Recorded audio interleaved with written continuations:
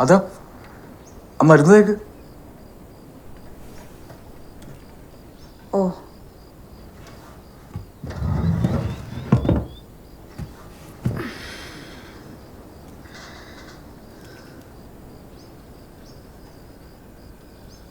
ഇതിന്റെ expiry date കഴിഞ്ഞിട്ട് വർഷങ്ങളായല്ലോ.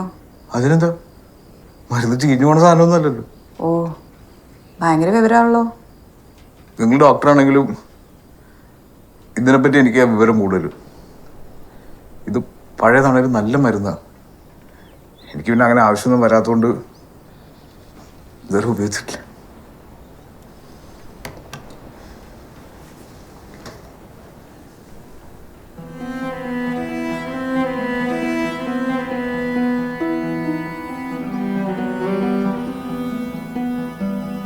ഇവിടെ ഇഷ്ടംപോലെ വെള്ളമുണ്ട് കേട്ടോ. എത്ര വേണേലും കുളിച്ചോ. ഇവിടെ കുറച്ച് മഞ്ഞളെങ്ങാനും ഇരിപ്പുണ്ടാവോ? നല്ല ആന്റിസെപ്റ്റിക് ആയിരുന്നു. ആ മഞ്ഞളും മുറിവിനും നല്ലതാ, ഞാൻ തരാം.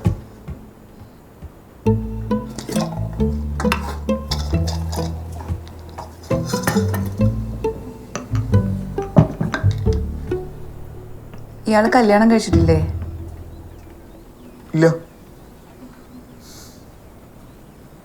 അമ്മ എപ്പോഴും പറയുമായിരുന്നു, നീ ഒരു കല്യാണം കഴിക്കും, ഇല്ലെങ്കിൽ ഞാൻ പോയി കഴിയുമ്പോൾ നീ ഒറ്റയ്ക്കാവുന്നൊക്കെ. അപ്പം ഞാൻ കേട്ടില്ല. പക്ഷെ അമ്മ മരിച്ചു കഴിഞ്ഞപ്പോൾ എനിക്ക് മനസ്സിലായി, ഭയങ്കരമായിട്ട് ഒറ്റയ്ക്കായി പോയി. അമ്മ മരിച്ചിട്ട് എത്ര നാളായി? ഞാൻ പറഞ്ഞില്ലേ, ഇവിടെ അങ്ങനെ കാലത്തിന് കണക്കൊന്നുമില്ല. കല്യാണം ഇനി ആയാലും കഴിക്കാലോ.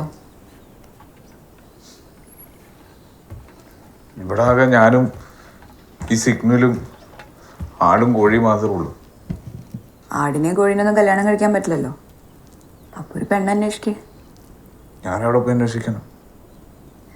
അന്വേഷിച്ചാൽ കണ്ടെത്തും. താൻ പാതി ദൈവം പാതി എന്നല്ലേ? നിനക്ക് ദൈവത്തിൽ വിശ്വാസമുണ്ട്? വിശ്വസിച്ചിരുന്നു പണ്ട്. എനിക്ക് തോന്നുന്നു പുള്ളിക്കാരനിപ്പോൾ നമ്മുടെ കാര്യത്തിലൊന്നും വലിയ താല്പര്യമില്ലെന്ന്. ഇവിടെയൊക്കെ പുള്ളിക്ക് ബോറടിച്ചിട്ടുണ്ടാവും. വല്ല പുതിയ പ്രപഞ്ചത്തിന്റെ സൃഷ്ടിയിൽ ബിസിയായി കാണും. പക്ഷെ എവിടെയോ കിടന്നാൽ നമ്മളെ തമ്മിൽ കൂട്ടിയണക്കുന്നത് ദൈവമല്ലേ. കൂട്ടിയണക്കിനോ? ഞാൻ ഉദ്ദേശിച്ചത് എൻ്റെ മുമ്പിൽ തന്നെ വന്ന് വീണത് മനഃപൂർവ്വമാണോ? അല്ലല്ലോ. ഇതൊക്കെ മേളിലിരുന്ന് ആരും ചെയ്യിക്കുന്നല്ലേ. ഭൂമിയിൽ ഇണകളെ സൃഷ്ടിക്കുന്നതും അവരെ തമ്മിൽ കൂട്ടിയിണക്കുന്നതും ഒക്കെ ദൈവമല്ലേ. അതൊക്കെ പണ്ട്. ഇപ്പൊ പുള്ളിയെ പണിയൊക്കെ നിർത്തി. അതല്ലേ ചേരാൻ പാടില്ലാത്തവർ ചേരുന്നതും പിന്നീട് തല്ലിപ്പിരിയുന്നതും.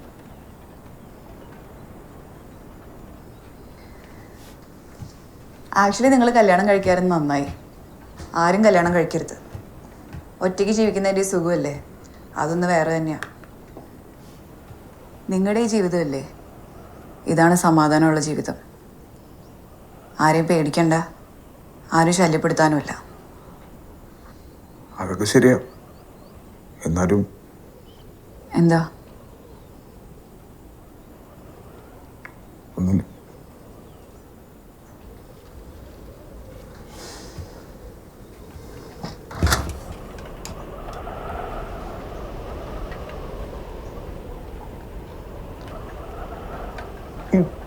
പുറത്തുള്ള വലിയ പാട് എന്തു പറ്റിയതാ? അത് നിങ്ങളെങ്ങനെ കണ്ടു?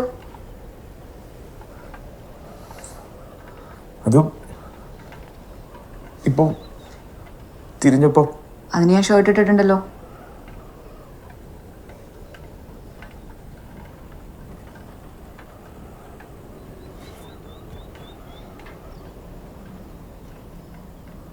ക്രൂരതയുടെ അടയാളങ്ങളാ.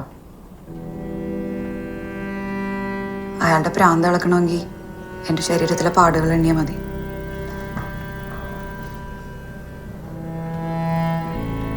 അയാളോ ഉപേക്ഷിച്ചുവിടായിരുന്നു.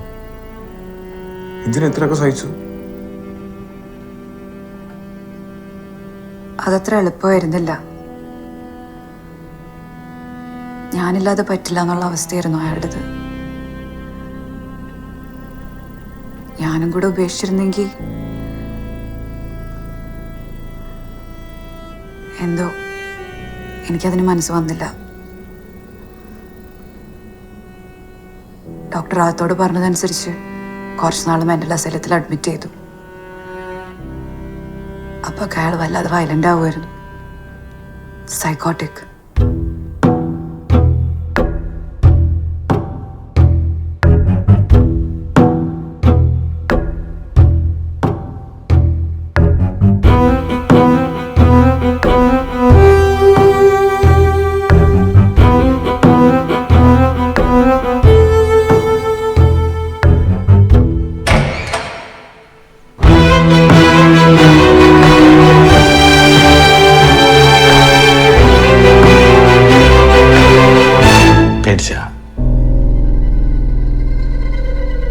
ശരിയാ, ഞാനവളെ കൊന്നത്.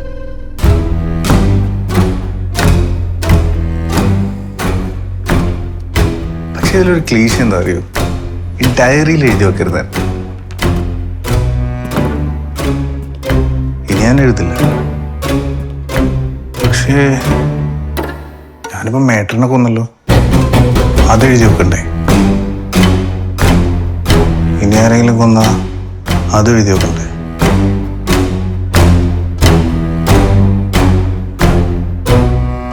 ഞാൻ എൻ്റെ ഭാര്യയെ കൊന്നില്ലെന്നറിയാം. സോറി, ആദ്യ ഭാര്യ.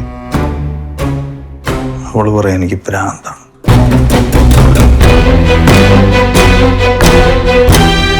കൊല്ലണ്ടേ?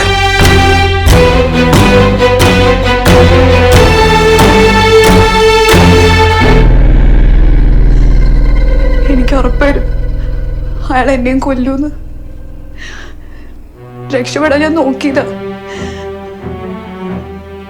പക്ഷെ അയാളുടെ ഭ്രാന്തമായ ശക്തിയുടെ മുമ്പിൽ എനിക്കൊന്നും ചെയ്യാൻ പറ്റിയില്ല. പോലീസ് ഒരു നായക്ക് ഉറപ്പായിരുന്നു. പിന്നെ അവിടെ നിന്ന് എന്നെയും പിടിച്ചു വരച്ച് റെയിൽവേ സ്റ്റേഷനിലെത്തി. ഏതോ ഒരു ട്രെയിനിൽ ഓടിക്കയറി. ട്രെയിനിൽ നിന്ന് ഞാൻ ചാടിയില്ലായിരുന്നെങ്കിൽ എനിക്ക് ഒരിക്കലും രക്ഷപ്പെടാൻ പറ്റില്ലായിരുന്നു. ആദ്യത്തെ ഭാര്യ കൊന്നുപോലെ എന്നെയും കൊന്നേനെ. അല്ലെങ്കിൽ ടോർച്ചർ ചെയ്യാൻ വേണ്ടി ഒരു മൃഗത്തിനെ പോലെ വളർത്തിയേനെ. Slow and painful death. എനിക്കിനിയെങ്കിലും ജീവിക്കണം, പേടിക്കാതെ, വേദനയില്ലാതെ. അയാൾ എന്റെ കൺവെട്ടത്ത് പോലും വരാതെ.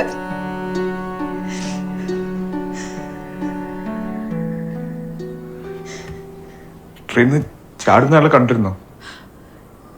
ഇല്ല, അയാൾ കിടക്കായിരുന്നു. ഞാൻ വാഷ്റൂമിൽ പോവാന്ന് പറഞ്ഞ്. ഒരു തരത്തിലും നമ്മൾ രണ്ടുപേരും ചെയ്തതും ഒരേ തെറ്റ്. അച്ഛനമ്മയും വേണ്ടെന്ന് പറഞ്ഞിട്ട് ചൈത്താലി കല്യാണം കഴിച്ചു. എന്നോട് അമ്മ വേണമെന്ന് പറഞ്ഞിട്ട് ഞാൻ കല്യാണം കഴിച്ചില്ല. പല കാര്യത്തിലും നമ്മൾ ഒരുപോലെ അല്ലേ?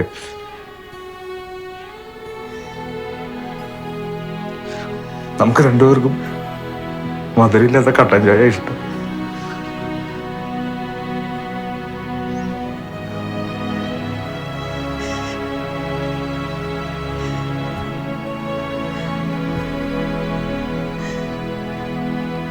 ചൈത്താലി പേടിക്കണ്ട, ഇവിടെ ആരും വരില്ല.